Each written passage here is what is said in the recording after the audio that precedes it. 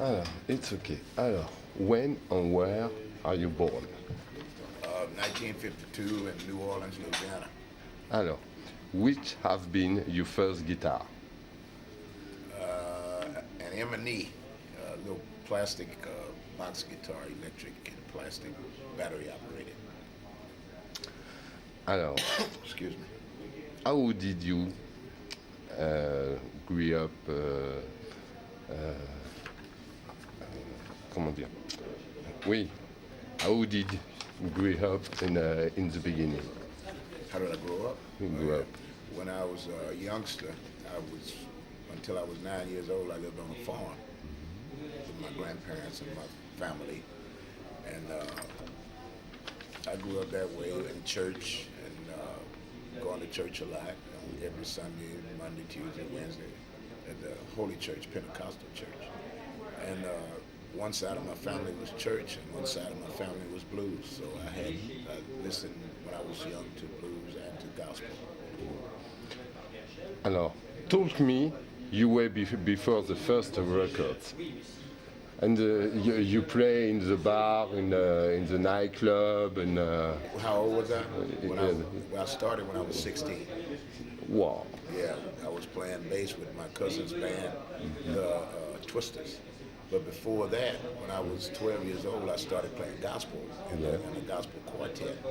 And we would travel, they would sing, I would play guitar for them when I was just a kid. But when I became 16, my cousin needed a bass player in his band, so I played bass. Okay. Alors, what are you influenced on the guitar player? Oh wow, that's a hard one because anybody who played guitar when I was younger, it was my cousins and my uncle and the TV. I used to watch the country show Grand Ole Opry, and I used to see all those guitar players. But when I got bigger, became more free to listen to music I want to listen to. I mean, I listen to everybody. B.B. King, Albert King, Jimi Hendrix, just people from Slim Harpo and those guys. Alors, Carlos Santana, everybody. Everybody. Hey, what are your best memory on stage? Wow, so many good memories on stage. First time I came to Paris, I was in a town called Comme. Comme. Yeah, I had some wonderful memories. I spoke my first real French words on stage that night. I said, my first words in France were, en Paris, Mademoiselle et Mesdemoiselles, vous avez jolis gens. The good legs, the beautiful legs. Yeah, the beautiful legs. And the day and night when B.B. King, I got the B.B. King Award on stage in Memphis, Tennessee. That was exciting for me. The first time we played at the Handy Awards, we were the first non-Memphis band to win the International Blues Challenge back in 1988. And that was exciting for me. The first time Buddy Guy came on stage and played guitar with me, that was exciting times. I mean, there's been a lot of exciting times. Ça, c'est the good memories in America because you have the chance to Paris. It's very difficult to see the jam session. The first time, and the transition, and then I actually made everybody laugh in the audience in French. I said something in French and they laughed, and I felt, whoa, I can do this. Alors, what are your best memory and recording? In recording? Yeah. I guess one of the very first recording I did was me out of my pocket, and trying to pull it all together and produce that record, and to pull it all together, it was exciting, but I guess my fondest, my good time that I had recording was Once Upon a Blues CD. We did that one in Memphis.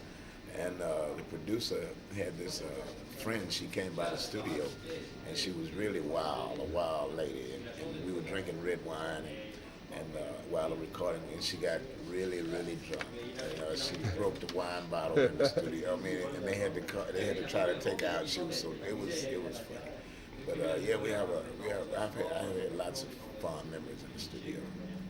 And then the guys I'm playing with, we always on stage. We try to keep it light, to where we can, where we keep it funny on stage too. Yeah, and easy to do. Yeah. Alors, me, I do the report to Jimi Hendrix. What do you think about Jimi? Oh, I think Jimmy was the guy who started everybody playing loud. I think he's the guy that started people knowing that your guitar could actually do more than just make chords. I think he learned a lot going to Chicago from Buddy Guy and all those guys. And he just took it to another level. I mean, he made music possible to be what it is today, and a lot of people won't give that credit. But if it wasn't for Jimi Hendrix, people wouldn't be setting their guitars on fire. Do you see him? Huh? Do you see him one time in Baton One Rouge? time? Yes, when I was 15 or 16. Yeah, it was $3. $3. It was $3. I seen Grand Funk Railroad. I seen James Gang. I seen not Black Sabbath, Black Oak, Arkansas. Black Oak, Arkansas. James Brown. James Brown I think was $5, but but for those other guys it was just $3, man. So that's been a long time. Long time. Well, not a long time. But a long time. Alors, which have you been? You playing for the last New Morning when we saw us. Sorry.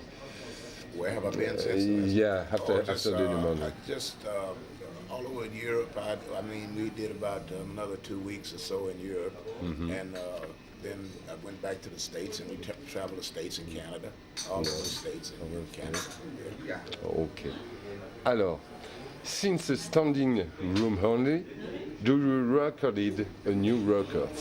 Yes, it's standing room only. I've done Once Upon the Blues and live in Europe, Embarrassment to the Blues. And when I go back home in June, July, I'm going to go in the studio again and do another album. It's going to be called Wars and Rumors. It's different like the standing? It's different. Yeah, it's different styles. The style? Yeah, I mean, it's a blues record, but I mean, blues is not limited, in my opinion, to just 12 bars. I mean, all of my writing and all of my music, I mean, I've been influenced by so many different people, and I draw from all those influences to do what I do. So it won't be just 12-bar blues, although it'll be some on there. It'll be some standards, some ballads, some other popular styles, and some funky styles, but it'll be different, but it'll be Larry Garner. Yeah, exactly. Alors, what do you think about a new generation guitar player? Well, I mean, I think that they're doing what they can do, and they're using the. It's different because it's about the new generation white guitar player, it's like Tommy Castro and. Yeah, well, I don't know much about these guys. I've heard about them, but I don't know anything about them. I never met them. But as far as hearing some of the music that I hear these days, I know the music is headed into a more electric and a more distorted direction, Yeah. But you don't hear many guys like maybe John Hammond who actually just playing, just without all the stuff. But hey, if the people are buying it, more power to those guys, man. I mean, I wish them all the luck in the world. Kenny Neal told me to say that. Ah, Kenny. Alors. When you don't play in the road, which are you pleasure in your life? I like, when I'm at home, I like to work around my house in the garden, in the yard, and I have a tractor. Yeah, tractor? Yeah, I got a massive Ferguson. And I like to work in my yard. I like to make gardens, because I came from a farm life as a kid. And the way the politics of the world is today, I need to start farming again so I can have food, and because you never know what's going to happen. But I like building things, wood, and I like working outside. Yeah, it's fun for me. Alors, you have been two concerts in the Meridien that 2 days ago. Yeah, Is it's it a good getting better audience? each night. Each night is getting better Yeah. because the first night we were really tired, and we were getting used to the room, the sound, trying to keep the volume real low. But I love the club, you know, and the people here are so nice to us, man. It's different in Well, the it's new different. morning. It's different from the new morning, but it's also still music. Yeah. I mean, and it's still an audience, and Yeah. you still, you know, whether you're playing a new morning or La Meridien or either Tabby's Blues Box, you still got to make music come off the stage, you know. And I'm enjoying myself because, you know, it's a different Yeah, it's environment. different. And people are really, really nice to us here. Alors, do you have the new musician? Not since No. not since New Morning, but Miguel. Yeah, Honey Miguel Bear's on the bass. and Cherokee's on keyboard. Yeah. But I don't think you met Lester, the drummer. He was with me years ago. Yeah. And now he's with me on this tour. But the last tour we had who did we have? We had Bud. We had Terry on tour, but he's not with me. Alors, which are your projects this year after the Meridien? The projects this Oh year. yeah, well we on tour now. Now. For 6 weeks. 6. Yeah, we leave France and we go, you know, to Deutschland and to España and Good. Italia and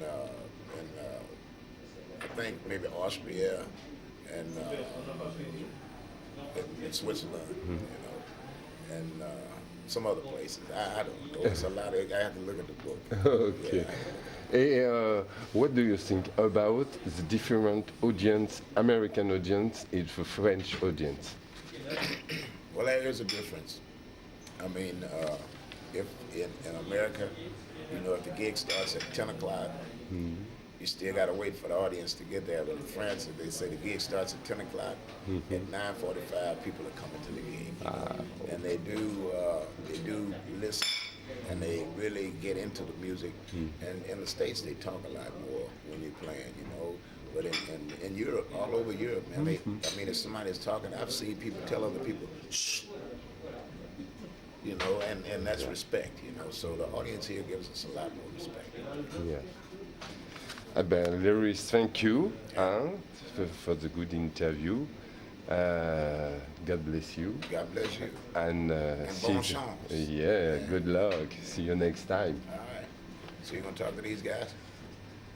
Yeah, if you want. Yeah, I mean. Hello.